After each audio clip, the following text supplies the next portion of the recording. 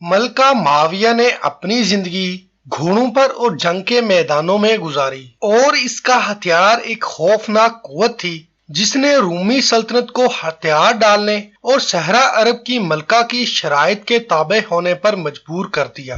اس کے پاس ایک مافیا تھی، جیسا کہ غیر ملکی ذرائع میں اس کا ذکر کیا گیا ہے۔ سیاسی ذہانت اور فوجی قابلیتوں نے بحیرہ روم کے خطے میں شمار ہونے والی طاقت کے طور پر اس کو اہل بنا دیا، اور وہ اپنے شوہر بادشاہ کے سائے میں نہیں جی رہی تھی بلکہ اس نے اپنی علیحدہ شان بنائی۔ اگرچہ اس کی زندگی کے بارے میں بہت سے آثار قدیمہ کے پاس ثبوت نہیں ہے، لیکن جنگجو ملکہ کی کہانی جو چوتھی صدی عیسوی کے آخر میں رہتی تھی، اس خطے کے باشندوں کی طرف سے منتقل کی گئی کہانیوں اور بعد میں مورخین کے ذریعے دستاویزات کے ذریعے زندہ بچی ہے۔ معاویہ کے آباء و اجداد کا تعلق تنوکیوں عرب قبائل سے تھا جو جزیرہ عرب کے شمال میں ہجرت کر گئے تھے اور وہاں ایک ایسی ریاست قائم کی جو بعد میں سلطنت تنوخ کے نام سے مشہور ہوئی۔ معاویہ کا شوہر الحواری تھا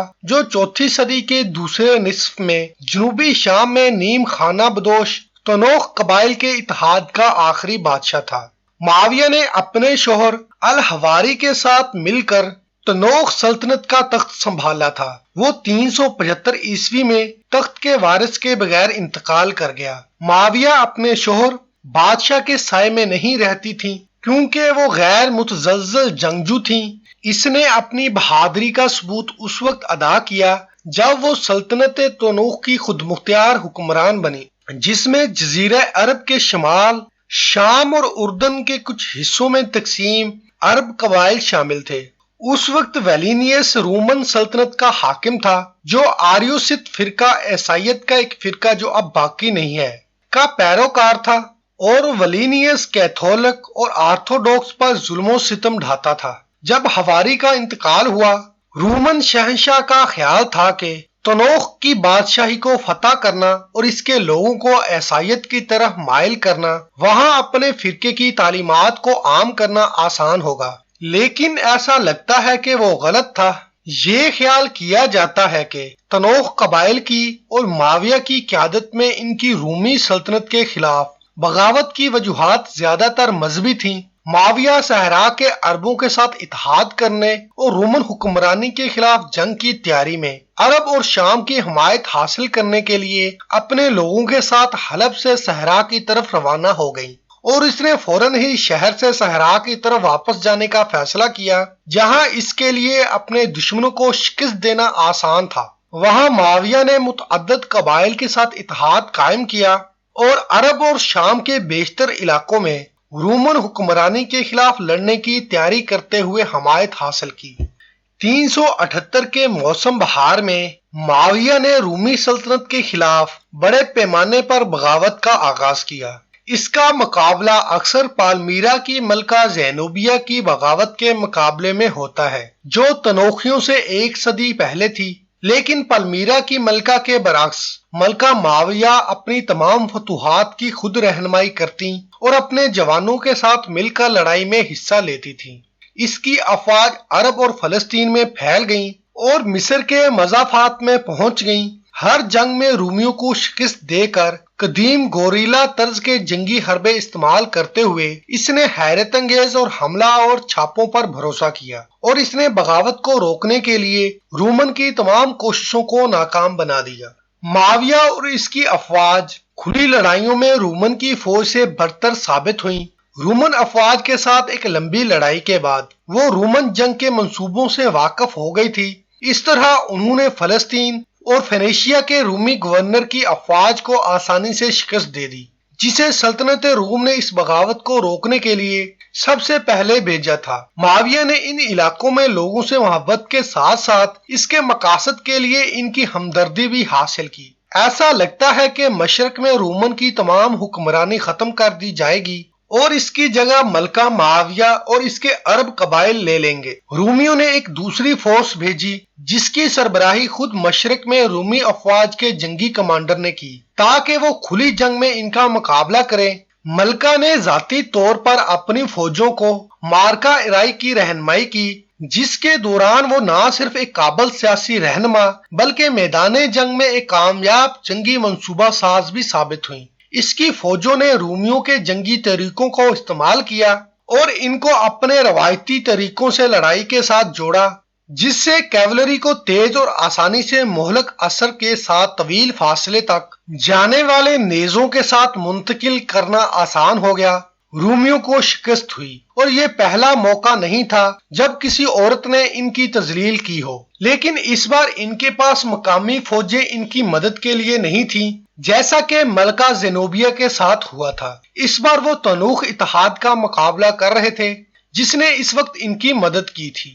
شہنشاہ ولینیس کے پاس امن مذاکرات کے سوا کوئی چارہ نہیں تھا۔ کچھ تاریخ دانوں کا کہنا ہے کہ ملکہ معاویہ ایک آرتھوڈوکس عیسائی تھیں اور اسی وجہ سے وہ آرتھوڈوکس پر ذل و ستم ڈالنے والے ولینیس کے خلاف لڑیں، لیکن اس کا کوئی ثبوت موجود نہیں ہے۔ یہ قیاس موسیٰ نامی ایک عرب آرتھوڈوکس راہب سے معاویہ کی ملاقات کے پس منظر پر مبنی ہو سکتا ہے، جس کے بارے میں کہا جاتا ہے کہ اس نے اسے عیسائیت کی دعوت دی، لیکن رومن مصنفین اس پر شک کرتے ہیں اور ان کا خیال ہے کہ ملکہ کافر تھیں اور شاید بعد میں عیسائیت اختیار کر لی ہو۔ در حقیقت چرچ کے مورخین نے ملکہ معاویہ کے کارناموں کو قلم بند کیا جب رومیوں نے معاویہ فوج کے سامنے ہتھیار ڈال دیے اور اس کو صلح کی پیشکش کی۔ تنوخ ملکہ نے یہ شرط عائد کی کہ آرتھوڈوکس راہب موسیٰ کو اس کی قوم پر بشپ مقرر کیا جائے، ورنہ وہ رومیوں کے ساتھ اپنی جنگ جاری رکھے گی۔ اگر وہ ایرانی ازم پھیلانے پر زور دیتے ہیں تو معاویہ کی شرائط پر موسیٰ کو عربوں کا پہلا عرب بشپ مقرر کیا گیا تھا اور عرب چرچ رومن وسطی میں ابھر کر سامنے آیا، جس نے میسوپوٹیمیا سے تعلق رکھنے والے بہت سے تنوخیوں کو اپنی طرف راغب کیا۔ معاویہ نے تنوخ اتحاد اور اس کے استحقاق کی بحالی میں کامیابی حاصل کی، جو وہ شہنشاہ جولین کی حکمرانی سے قبل مستفید ہوئے تھے۔ جنگ کے اختتام پر معاویہ نے اس اتحاد کو مضبوط بنانے کے لیے رومی فوج کے ایک پرہیزگار اور رحم دل جنگجو وکٹر سے اپنی بیٹی شہزادی چاسیداد کی شادی کر دی۔ معاہدے کے ایک حصے کے طور پر معاویہ نے گوٹھوں کے خلاف رومیوں کی جنگوں میں ان کی مدد کے لیے اپنی فوجیں تھریس پر بھیجیں۔ اس کی افواج اپنے آبائی علاقوں سے باہر کم مؤثر ثابت ہوئی اور رومن گھوٹوں کو قسطنطنیہ سے پیچھے ہٹنا پڑا، یہاں تک کہ انہوں نے اس عمل میں شہنشاہ ولینیس کو مار ڈالا۔ معاویہ کی فورسز بری طرح سے زخمی ہوئے گھروں کو لوٹ گئیں۔ نئے شہنشاہ تھیوڈوس اول نے گھوٹوں کی حمایت کی اور انہیں عربوں کی قیمت پر رومی اداروں میں بہت ساری پوزیشنیں عطا کی۔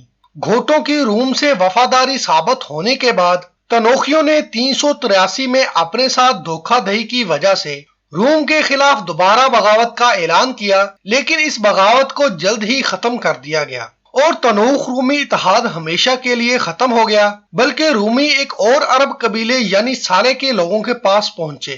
بتایا جاتا ہے کہ معاویہ کے دور میں عرب خطہ امن کی زندگی گزارتا تھا۔